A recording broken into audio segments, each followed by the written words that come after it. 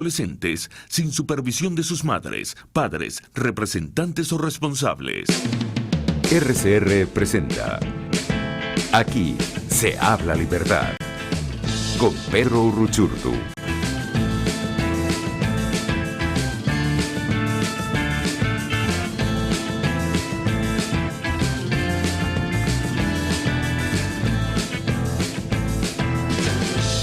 Buenos días amigos, bienvenidos a otro jueves. El día de Aquí se habla libertad.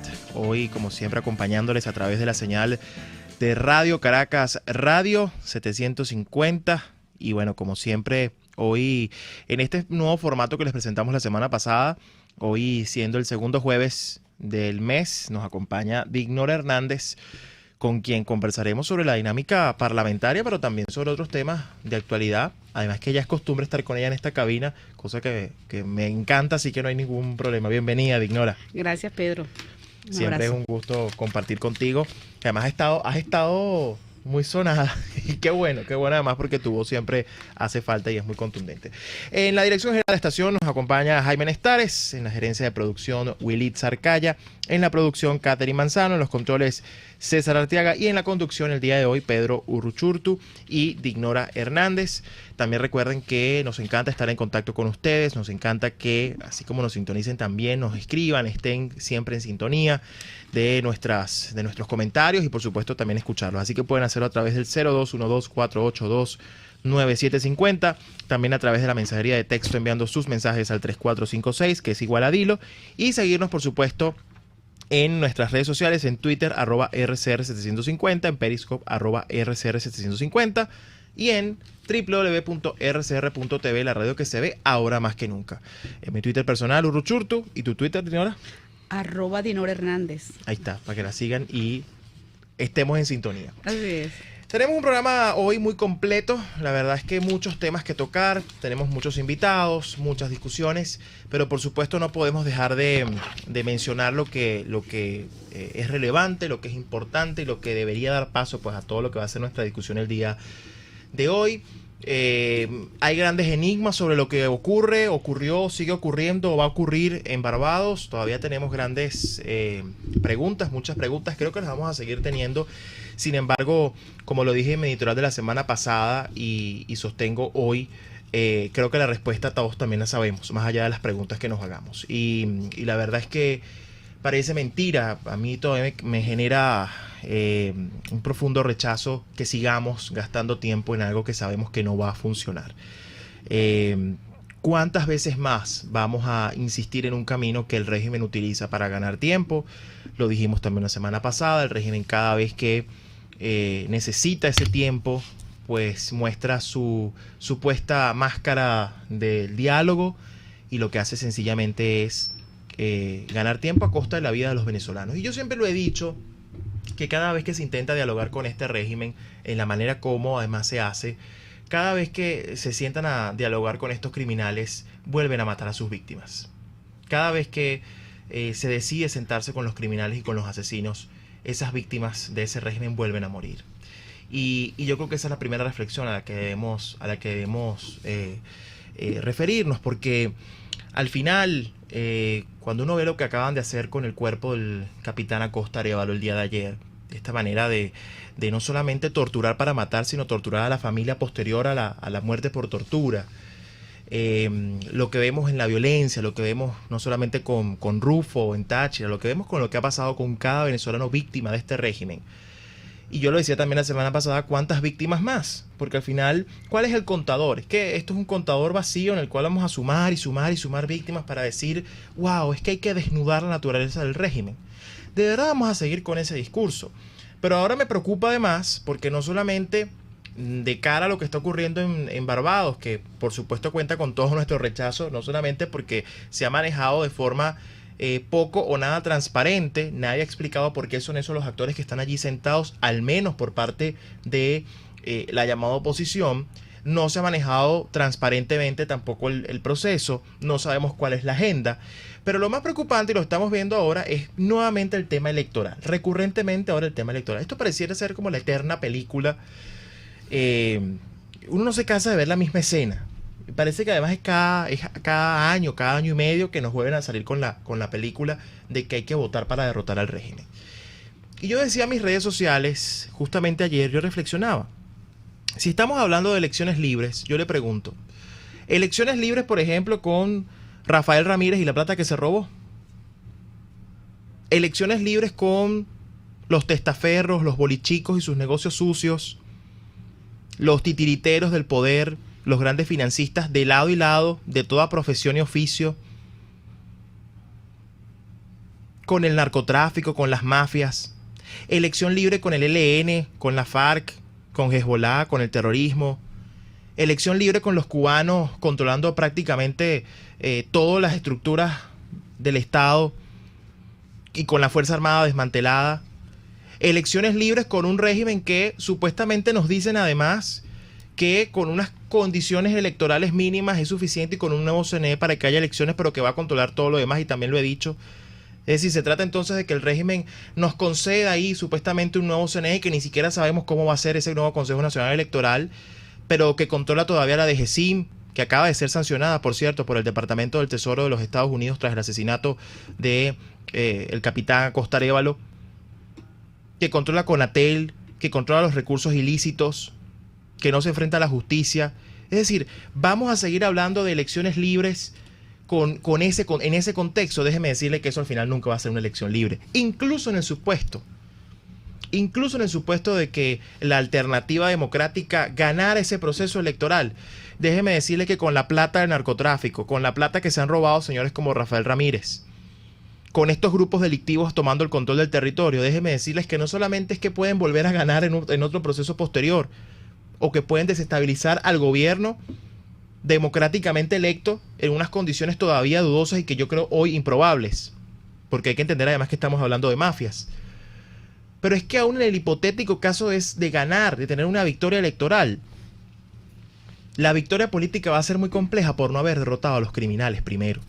Y por eso es que yo insisto en que primero es la derrota de los criminales y luego hablamos de la solución política.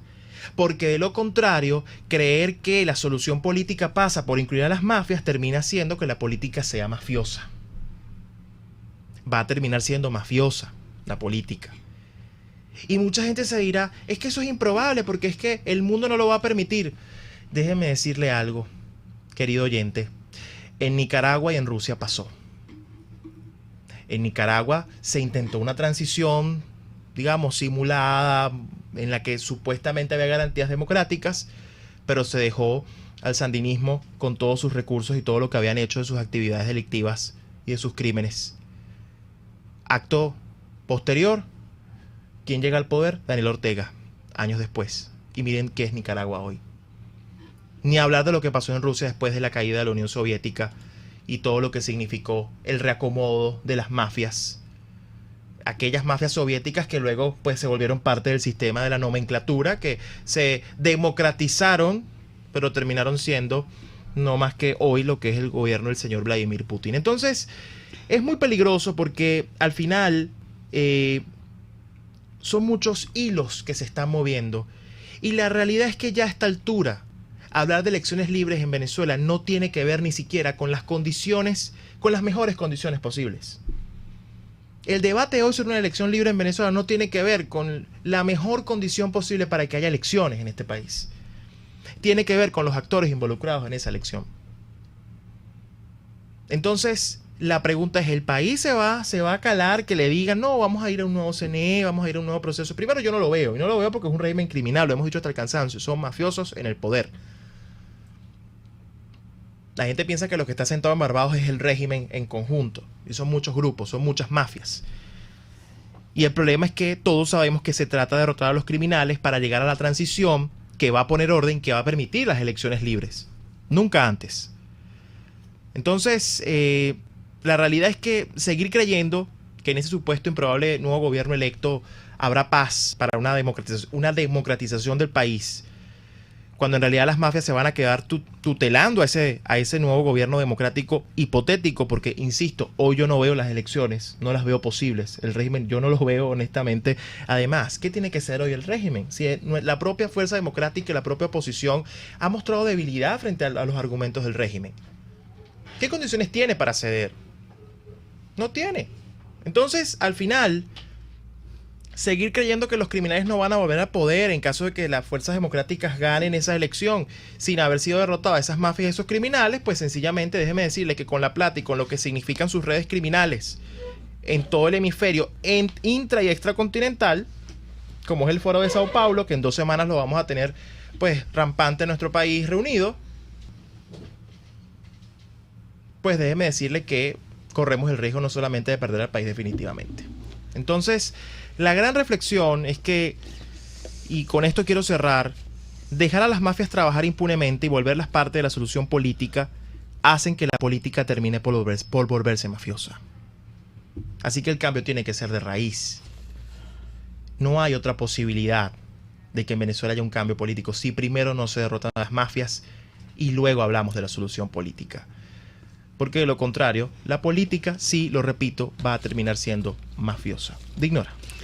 Pedro, muy buenos días Venezuela, excelente reflexión, no por bella, porque sencillamente en el contexto no, es horrorosa, yo debo decir es que... Quisiéramos escuchar cosas mejores, pero sin lugar a duda tú retratas a la Venezuela de raíz. Yo me voy a permitir entonces hacer una radiografía país y hablar que en el contexto nacional la evidencia de la degradación moral, humana, de un régimen nefasto, perturbador de la calidad de vida, destructor de capacidades y de desarrollo, ayer se evidenció en el tratamiento que le dieron al cuerpo del capitán Acosta Arévalo, que pues esperemos descanse en paz luego de 12 días de miseria humana de este régimen en la que le negó a su propia familia que pudiera velarlo y darle cristiana sepultura. Es una muestra evidente de que en Venezuela no solo se tortura en vida, sino que también se tortura en la muerte. Sencillamente degradante, lo rechazamos, pero además lo dejamos para el mundo. Con este tipo de sistema de régimen se está pretendiendo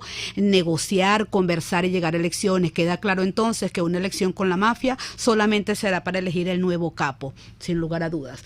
Christopher Figuera, por otra parte, habla de que esta es una tortura sistemática de la cual él formó parte. Recordemos que Christopher Figuera fue exdirector del SEBIN y también fue un torturador. Hoy en día arrepentido, no lo sabemos. En otro orden de ideas... Perdón que te interrumpa, hay que tener cuidado porque nosotros tenemos la mala costumbre como sociedad de crear héroes donde no los hay.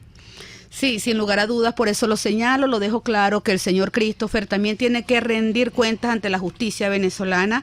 Por otra parte, el informe de la alta comisionada Bachelet retrata la situación país, sobre ese tema vamos a estar hablando, pero también en sus conclusiones y en sus recomendaciones retrata el sentimiento de una mujer socialista que parece que le recomienda a un sistema democrático que se equivocó o que erró en alguna política. Olvida la alta comisionada la naturaleza criminal de este régimen y por ello sus conclusiones lucen ingenuas pero deliberadas. En otro orden de idea, o en este mismo sentido, hay una mesa que indigesta en Barbados, una mesa donde se encuentra mucha gente comiendo diálogo, pero además dicen que no se levantarán. Como dicen por ahí, qué bárbaros. Y es que el diálogo en este momento indigesta en Venezuela, pero además al parecer esa mesa es permanente, así la han calificado.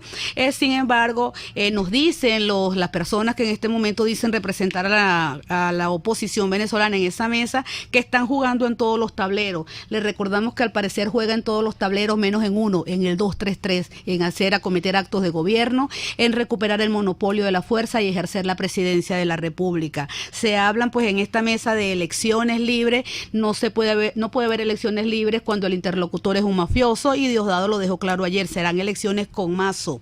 Asimismo, se habla en esta mesa solamente de 2 temas, de levantar sanciones y de intercambiar presos. También es degradante que en una mesa de negociación se esté hablando de la vida, de la libertad de seres humanos y se está negociando los derechos humanos de estos que no tienen por demás frontera y que no tienen que ser llevados a una mesa, sino que tiene que ser condición previa para llegar a la mesa.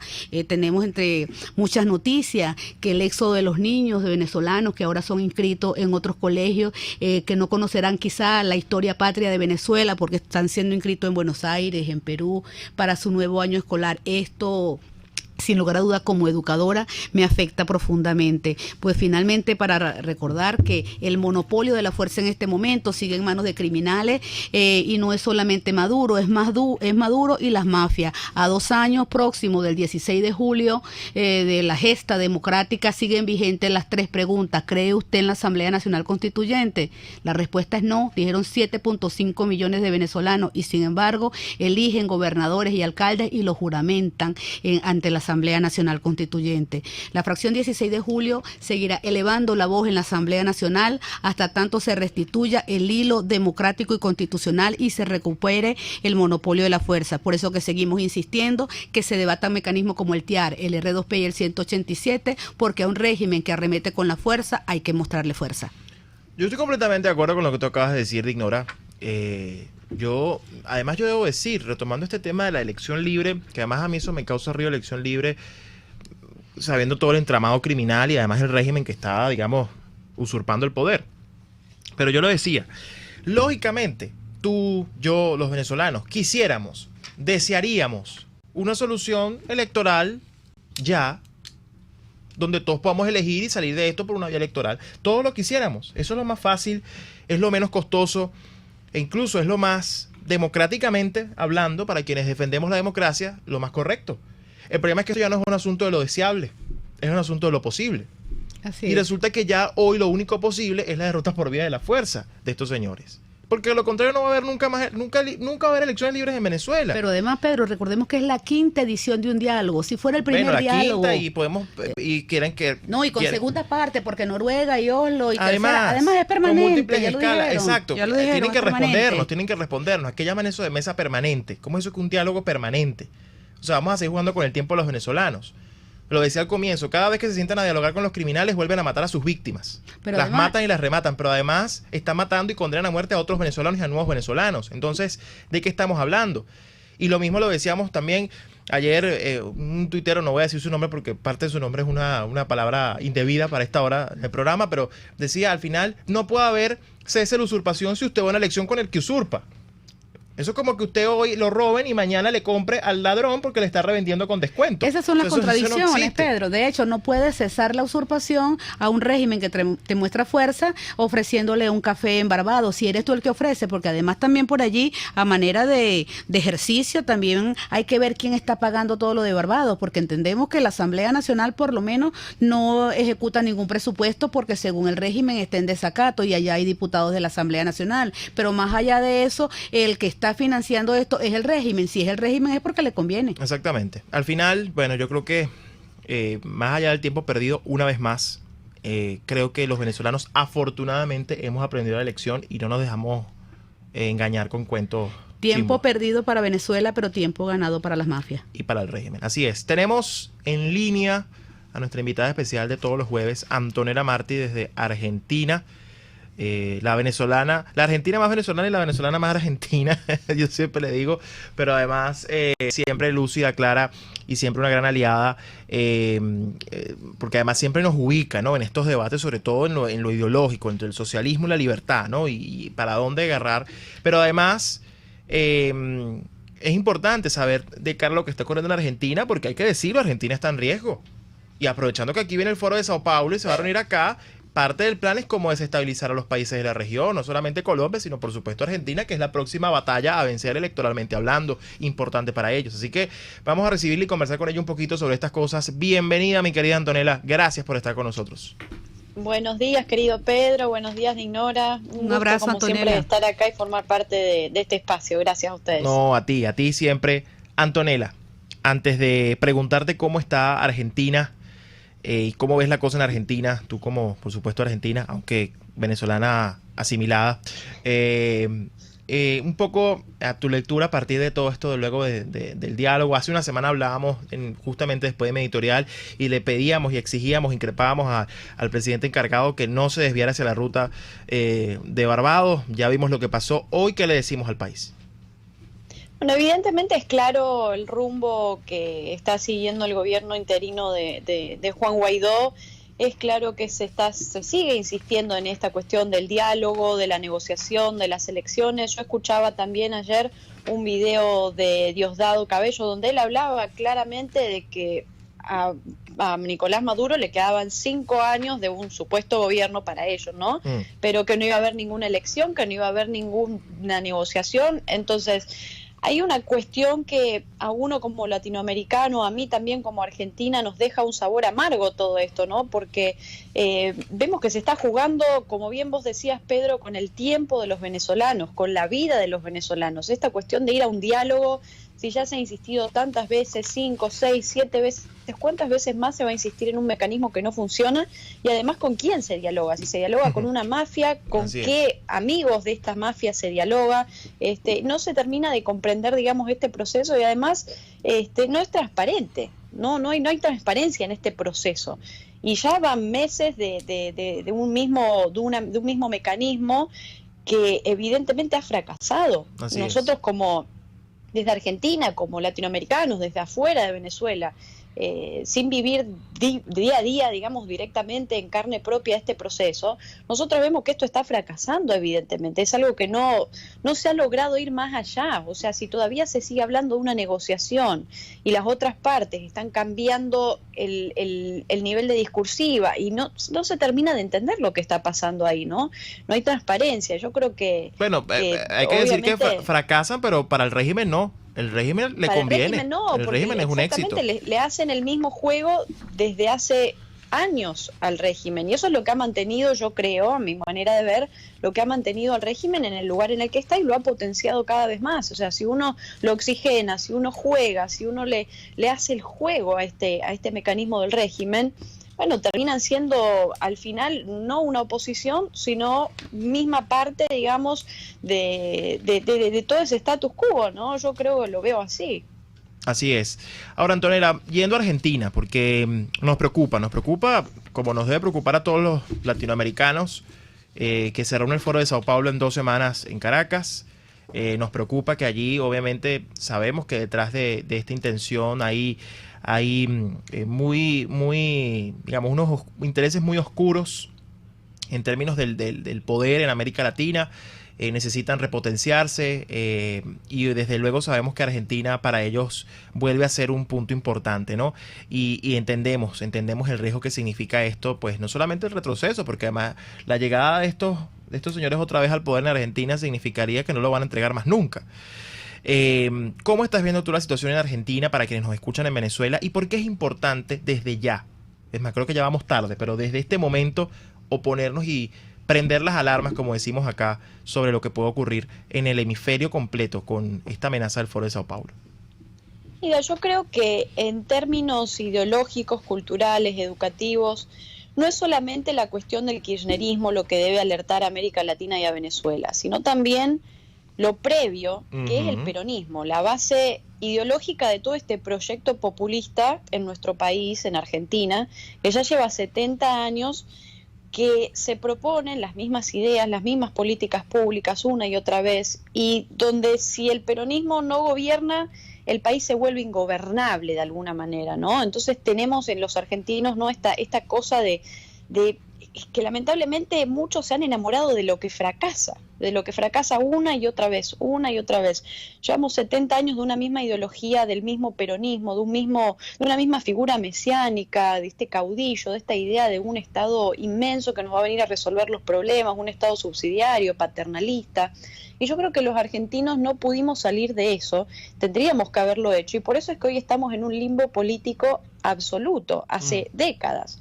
Y creo que ese va a ser el gran desafío de Venezuela, lograr deshacerse no solo del chavismo, sino también del socialismo, o sea, de la base y la cultura socialista, socialdemócrata que tanto afecta y que tanto lleva al atraso a los países. Nosotros no pudimos deshacernos de eso y hoy estamos como estamos. Pero yendo más allá, yendo al día de hoy a la situación política en la que estamos, hoy no hay dudas de que nos quedan 2 opciones: continuar con el gobierno de Mauricio Macri, una nueva reelección, o volver al kirchnerismo. Esas son las 2 opciones. Una de esas 2 cosas va a pasar en la Argentina este año. Por supuesto, no queremos que regrese un gobierno que fue uno de los gobiernos más corruptos que tuvo la historia de nuestro país, un gobierno que destruyó prácticamente el PBI de nuestro país, la economía, donde se creaban estas economías ficticias, estas ideas de un Estado paralelo, ¿no? Sí. De un país paralelo en el que para ellos incluso, bueno, el mismo gobierno anterior del kirchnerismo decían que en Argentina no había pobres, que la pobreza en Alemania era, bueno, toda una cosa medio rara, ¿no? Donde comparaban la pobreza entre Alemania y Argentina. Y se mentía con las cifras, se mentía con las estadísticas. Y creo que hoy en día nosotros no tenemos que volver a eso, porque volver a eso no sería solamente un golpe para Argentina, sino también para toda América Latina. Sería un retroceso. O sea, hemos salido en estos últimos años de gobiernos populistas, de gobiernos del socialismo del siglo XXI, y creo que tenemos la oportunidad de seguir avanzando hacia gobiernos más liberales, a gobiernos que apoyan el Estado de Derecho, que apoyan la transformación real, de donde los individuos tengan la posibilidad de salir adelante, que no necesiten necesariamente un Estado que venga y les dé todo y se cree este Estado paternalista, pero creo que estamos en una situación compleja, en una situación en la que hay que seguir haciendo presión para que el kirchnerismo, por supuesto, no vuelva. Creo que el gobierno actual ha tenido también muchos logros, si bien la cuestión económica es algo que todavía está débil, pero entiendo también, no solo una cuestión de medidas de políticas públicas, sí, se ha podido hacer mucho más, pero también tenemos que entender la situación política de nuestro país, un país que tiene más de 3.500 sindicatos, que eso también es una base del peronismo, ¿no? Donde no te dejan gobernar, donde no te dejan hacer ciertas medidas, qué sé yo, reformas laborales, cuestiones que son necesarias de base en Argentina y todavía no se puede avanzar. Sí se ha hecho mucho en lo que es la recuperación de la institucionalidad, la recuperación y la reinserción de Argentina al mundo, la transparencia, pero creo que hay que seguir avanzando y por supuesto no dejar que el kirchnerismo vuelva, porque como bien decís, Pedro, eso sería algo sin retorno, no sería más y se triplicaría, digamos, la intensidad de lo que fue el modelo kirchnerista. Así es. Bueno, querida Antonella, muchas gracias y además, bueno, mucho éxito. Igual te vamos a tener de invitada permanente de todos los jueves, así que tranquila que siempre te vamos a estar haciendo preguntas de aquí a por supuesto, este largo camino, que no es tan largo. Estamos hablando de pocos meses, vienen ya las próximas las primarias. Ya sabemos, hoy se publicó un sondeo en el que Mauricio Macri ganaría en segunda vuelta presidencial, pero bueno, siempre queda el reto de hacer que estas ideas al final avancen y ganen. Y me quedo con un tuit tuyo, Antonella, del pasado 6 de julio, en el que decías que la realidad es que hablar de socialismo democrático es una incongruencia, porque esa ideología, al fin y al cabo, atropella siempre de alguna manera las libertades y la propiedad. Así que me quedo con ese tuit. Gracias por acompañarnos y seguimos en contacto. Gracias a ustedes. Muchísimas gracias. Bien, comenzamos con Antonella Marte, directora asociada del Centro para América Latina de Atlas Network y directora del Centro de Estudios Americanos de Fundación Libertad. Vamos a una pausa y regresamos con más de Aquí se habla libertad.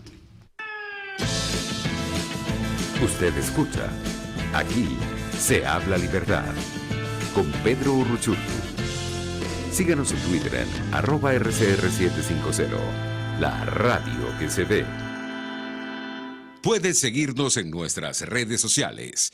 En Twitter, @RCR750, la radio que se ve. Las tortas de esos cumpleaños y ocasiones especiales son de la pastelería del Corso y la pastelería Tartufo, de arequipe, de guanábana, marmoleada, las rellenas con crema y Nutella, la de trufas, casatina o la rosca de fresas con chocolate. ¡Uy, qué rico! Encárgalas aquí 0212-941-1971 o 239-5861. Del Corso y Tartufo, dos maravillosas pastelerías unidas por una misma tradición. Winston Churchill. Un apaciguador es alguien que alimenta a un cocodrilo, esperando que se coma a otro antes que a él.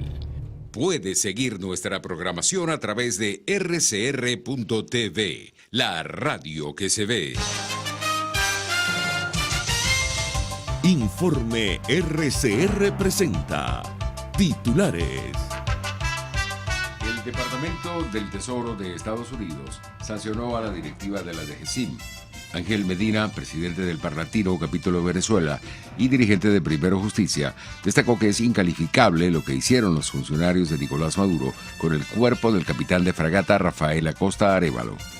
Esto es sorprendente, esto es además repudiable. Lo que hicieron con el cuerpo del capitán está fuera de toda humanidad, está fuera de todo sentido racional y sentido de construcción de sociedad. Es evidente que tenemos que rechazarlo, tenemos que denunciarlo y que forma parte de lo que el propio informe de Michelle Bachelet dejó muy claro y evidente. En Venezuela hay un sistema de violación de los derechos humanos de todos los venezolanos, derechos humanos sociales, económicos, políticos y los derechos humanos más esenciales como el de la vida, el de una vida decente, el del respeto a las ideas, y creo que todo eso se condensa en la imagen más gráfica de ver a unos esbirros dando sepultura sin presencia de sus familiares, de manera casi que expedita y además ocultando la verdad del capitán de Corvette. La UNICEF afirma que los venezolanos en Ecuador requieren ayuda para su integración. En internacionales, el Consejo de Seguridad de la ONU visitará Colombia para revisar el acuerdo de paz con las FARC. Y en los deportes, el ex Grande Liga Jim Button, ex lanzador de los Yankees de Nueva York y autor del libro Bola 4, murió a los 80 años de edad. 11:34.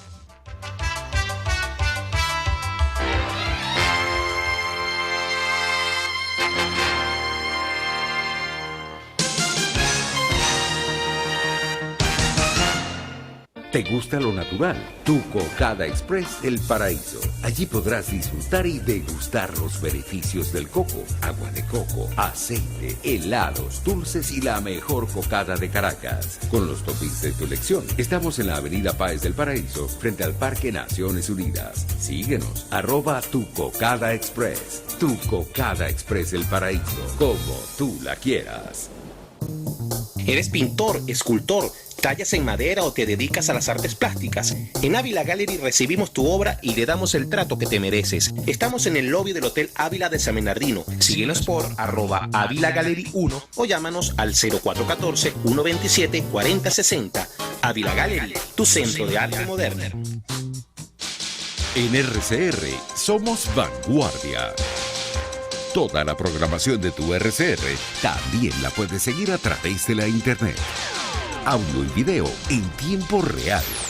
Noticias y mucho más. No te pierdas ni un segundo de nuestra programación. No hay excusa ni cadena que valga para que dejes de escucharnos. Ingresa a rcr.tv, la radio que se ve. RCR 750 AM. Porque lo bueno une.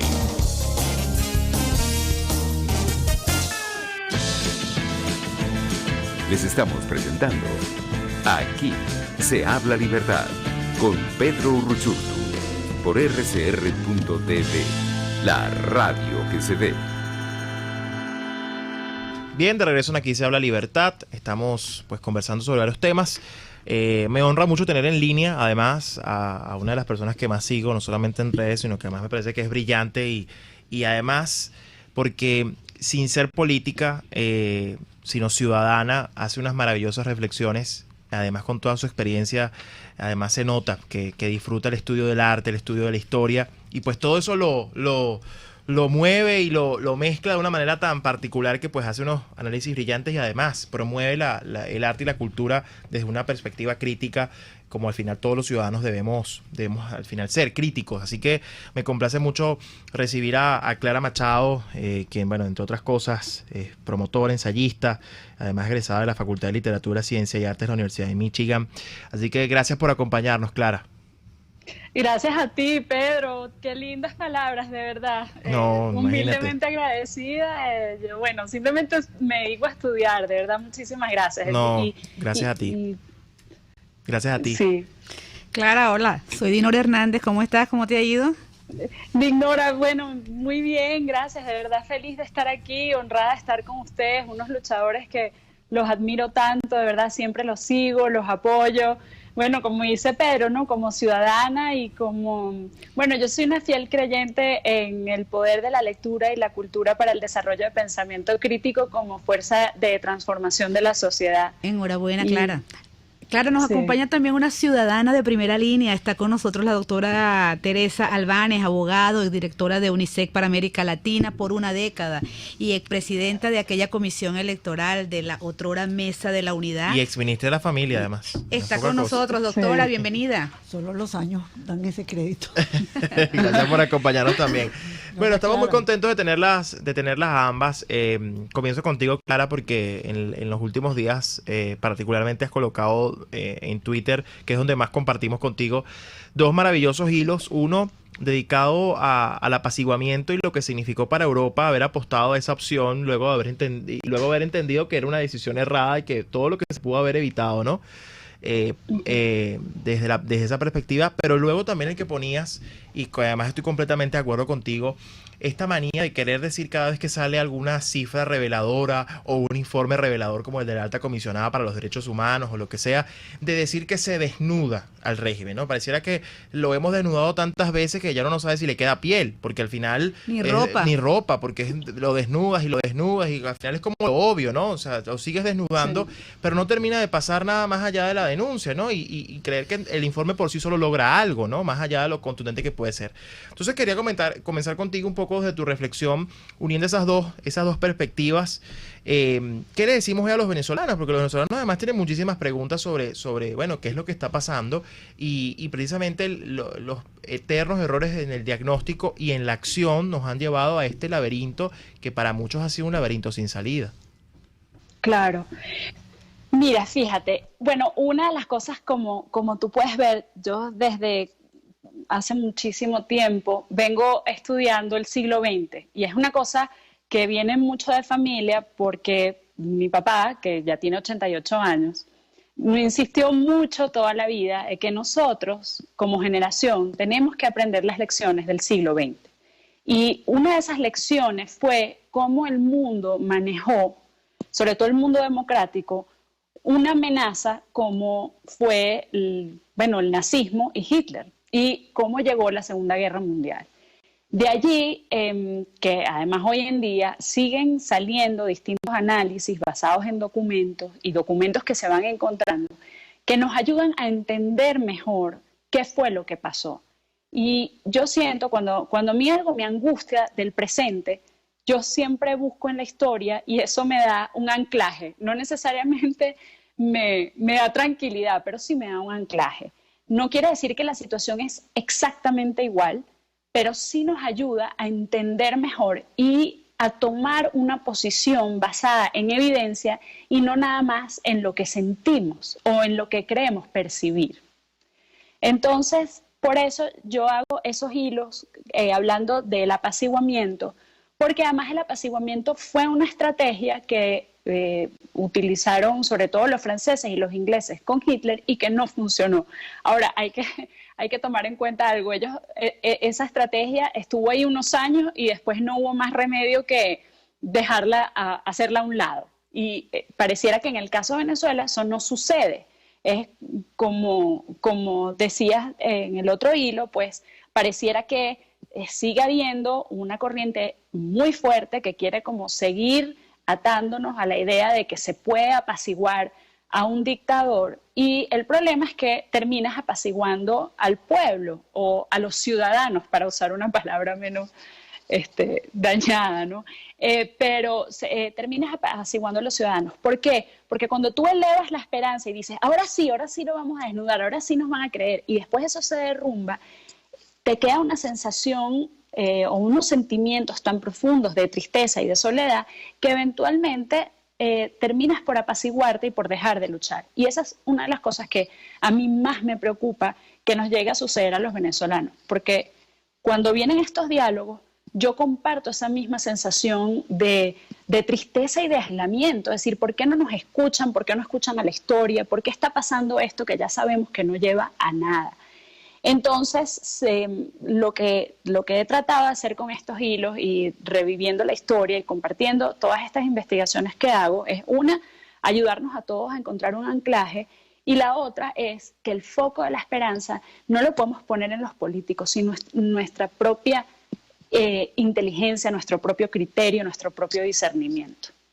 Que eso es muy importante. Además, de una vez tengo que hacer la publicidad, porque si no lo hago, imagínate cómo te van a leer los hilos. @la Clara Machado. Tienen que seguirte, @la Clara Machado en Twitter. Ahí van a poder seguir los hilos de Clara. Manuela Zárate, también como le dicen por ahí, que eso será parte de otro programa, el por qué el Manuela Zárate, pero sí, Clara Machado. Pero sí, tienes toda la razón, Clara. Al final, y por eso es tan importante evocar todo este tema del pensamiento crítico y la crítica ciudadana, a pesar de que la quieran estigmatizar. Ignora. Sí, ciertamente, Clara. Y además, la historia reciente, porque cuando te referías al diálogo, recordemos que no hay que buscar en una historia muy anterior esta situación que ha llevado a Venezuela a esta desesperanza, pero adicional es creada y es deliberada porque la misma gente que va al diálogo luego te dice que va sin esperanza. Entonces no podemos entender que no tienen esperanza, no tienen confianza y sin embargo le apuestan a esta salida. Pareciera más bien una situación deliberada. Me gustaría, sobre el mismo tema, el informe, doctora Teresa, el informe de la alta comisionada de Naciones Unidas para los Derechos Humanos se ha dicho que retrata y desnuda la realidad, y yo me pregunto lo que cabe en ese informe, porque harán falta muchos folios para documentar la situación venezolana, pero ¿por qué no intentamos más bien, antes que ese informe pretenda desnudar al régimen, y desnudamos nosotros ese informe? Porque es que ese informe también tiene lo suyo. Vamos a desnudar, doctora, y nos gustaría conocer un poco qué es la realidad que retrata, pero qué es más allá lo que evidencia en ese informe en sus conclusiones y recomendaciones. Doctora Teresa, bienvenida nuevamente. Bueno, muchas gracias a Pedro y Dinora. La lectura del informe del Alto Comisionado para los Derechos Humanos a mí me dejó con dos sensaciones. La primera, de que no solamente contábamos ya en el país con una radiografía muy completa de la situación de violación continuada, sistemática, creciente de todos los derechos humanos, desde los civiles y políticos hasta los económicos, sociales y culturales. El informe realmente lo que hace es un scan completo del cuerpo social y político del país. En ese sentido, yo considero que el informe lo que hace es confirmar lo que ya por hechos comunicacionales y también por acciones llevadas adelante ante la Comisión Interamericana de Derechos Humanos y ante la Corte Penal Internacional ya era, digamos, conocido. O sea, el informe del Alto Comisionado lo que hace es poner en 85 puntos toda una relación, yo creo que bastante bien hecha, de todas estas violaciones de los derechos. Hay una segunda, digamos, reacción que yo tuve en la primera lectura. Me encontraba incluso fuera del país y me hacía mucha falta ustedes, los amigos, para poderlo comentar. Hay una frase en el párrafo 75 del capítulo de conclusiones que dice lo siguiente, que para mí es ese típico lenguaje a veces de la diplomacia internacional. Dice: el alto comisionado considera, y quiero hacer énfasis en los verbos, considera que existen motivos razonables para creer que se han cometido graves violaciones de los derechos económicos y sociales, incluidos los derechos a la alimentación y la salud en Venezuela. Como persona que trabajó 16 años en el sistema de Naciones Unidas y que era muy inconforme con este tipo de expresiones que generan duda, que generan sorpresa, me sentí muy mal de que en este informe tan esperado se utilizaran estos dos verbos. Considera que existen motivos razonables para creer que se han violado los derechos humanos. Esta es una primera... O sea, podemos creer que podemos desnudar al régimen. Algo así, una lectura. Eso me parece, digamos, esa primera conclusión del informe de alguna manera desdice la contundencia del análisis. Claro, que y de la data que está allí también. De la data dura. que además yo quiero reconocer el trabajo que han hecho las personas de aquí, de la oficina del Alto Comisionado, naturalmente, pero sobre todo el trabajo impresionante de las organizaciones de derechos humanos de este país, de las ONGs, de miles de personas que han venido documentando esta situación. En un país sin data, sin información oficial desde hace mucho tiempo. Pedro, además. doctora, pero además estas conclusiones también, doctora Teresa, señala que cree que esas medidas han restringido el espacio democrático. ¿De cuál democracia Así es. están hablando? Entre otras Un cosas. segundo punto que a mí me gustaría destacar, y aprovecho también para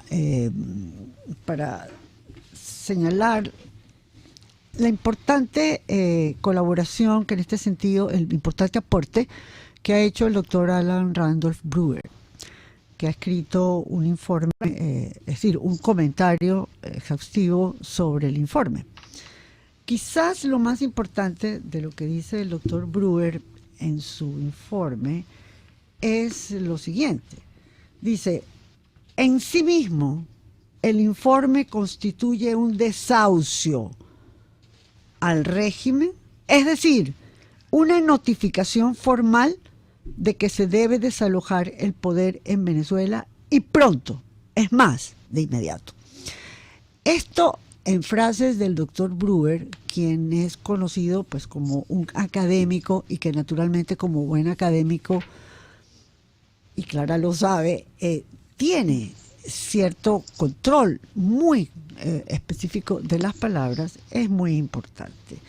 Yo creo que el utilizar, el doctor Brewer, la palabra desahucio, todos sabemos que el desahucio es la nota final que se le da a un inquilino para que se vaya de la casa.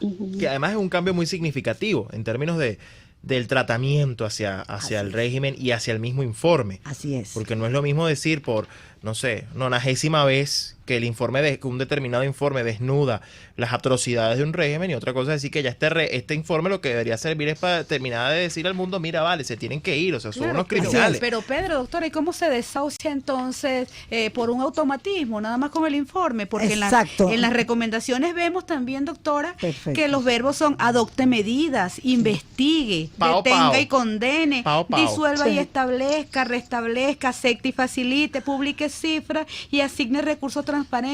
Pues fíjate, no, perdón, doctora, no es posible que usted le pida, y no me refiero a usted por supuesto, alta comisionada, le pida al captor que trate con cariño a su víctima. Por eso, Pao, le da la mano Pao, no haga eso. ¿De qué estamos hablando? Yo creo que ciertamente produce mucha irritación cuando uno lee el informe, el capítulo final de las recomendaciones, es que estas están dirigidas, dice claramente, el ACNUR hace un llamamiento al gobierno de Venezuela para que de manera inmediata es ahora. Así es. Inmediata es ahora, y el gobierno que el alto comisionado reconoció cuando visitó el país es el usurpador. Así es. De tal manera que nosotros lo que tenemos que hacer, Dinora y Pedro, es utilizar estas recomendaciones y decir, estas son las recomendaciones que tiene que implementar el gobierno de transición, que rápida e inmediatamente se tiene que establecer en el país.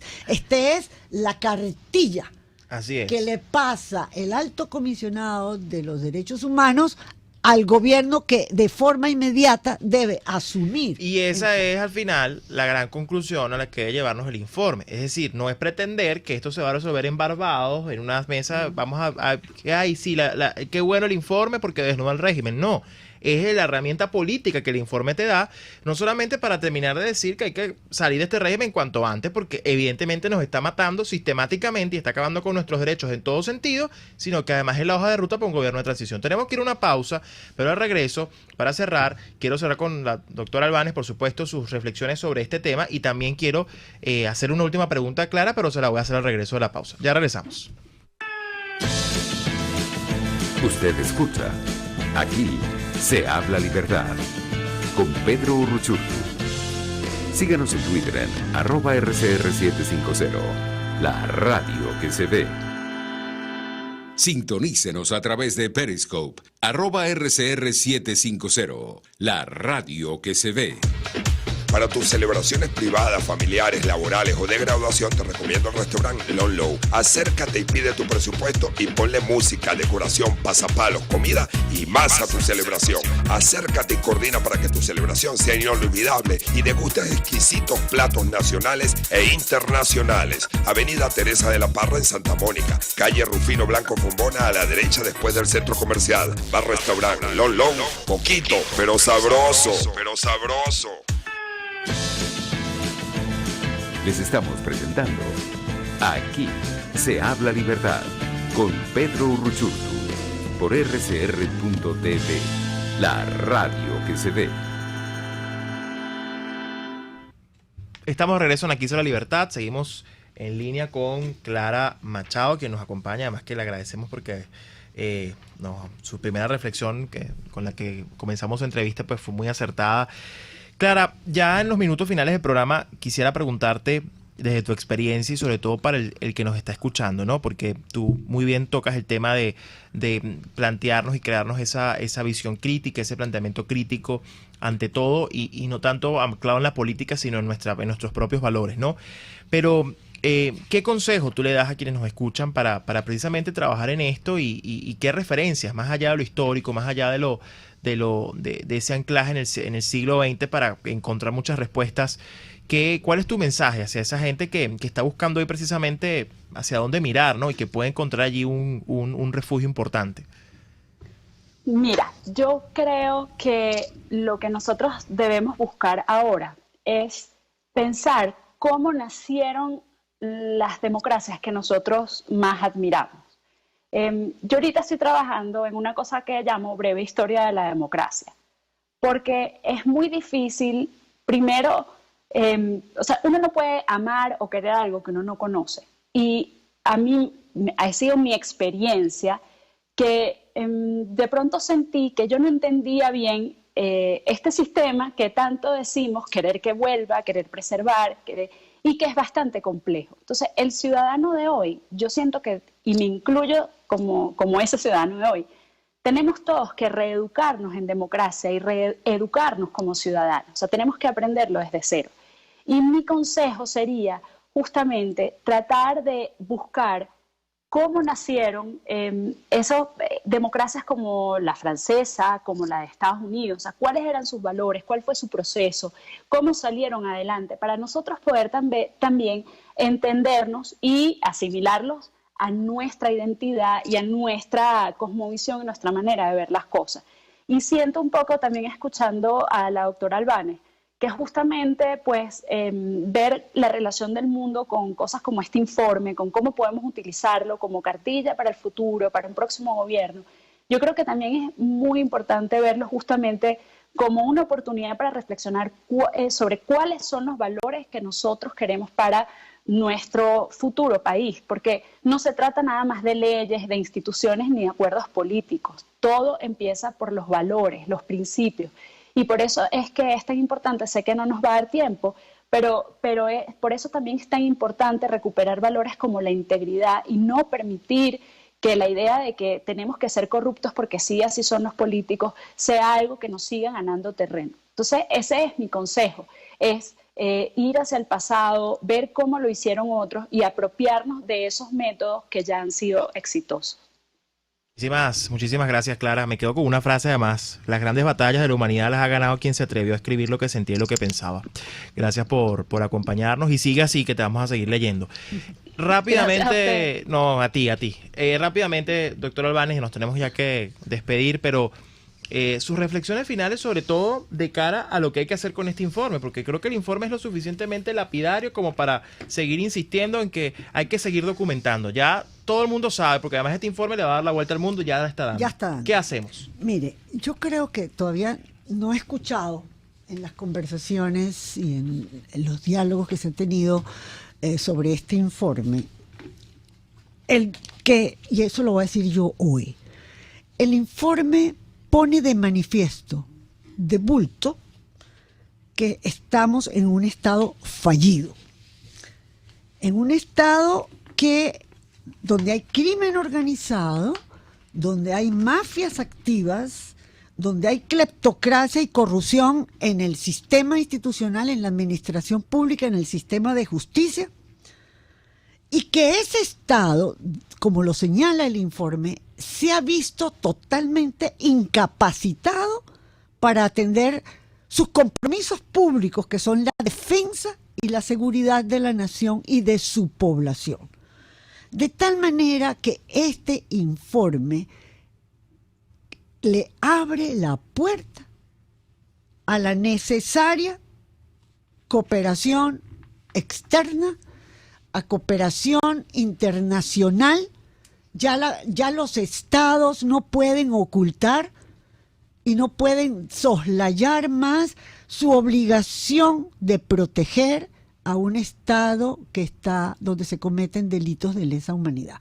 O sea, este informe es lo último que quizás necesitaba la comunidad internacional para asumir la responsabilidad de proteger, que en el año 2005 fue aprobada por las Naciones Unidas. Y quiero recordar una frase de Kofi Annan, que quizás fue uno de los secretarios generales de las Naciones Unidas más preclaros, y que decía: si no pasamos a la acción de proteger, nuestras palabras serán huecas y nuestras promesas vacías. Este es un llamado a los venezolanos, a los ciudadanos venezolanos, a los políticos venezolanos, para que asumamos de una vez la presión indispensable para que se apruebe en la Asamblea Nacional el artículo 187.11, que es la plataforma de despegue para que los estados de la comunidad internacional asuman su responsabilidad de proteger. Ya no necesitamos más documentación,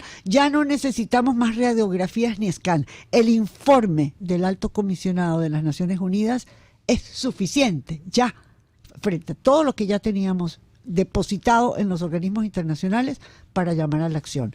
Quiero decir que esta calificación de Estado fallido la hizo muy claramente el actual Procurador General de la República del gobierno interino, José Ignacio Hernández, en una entrevista el 26 de febrero.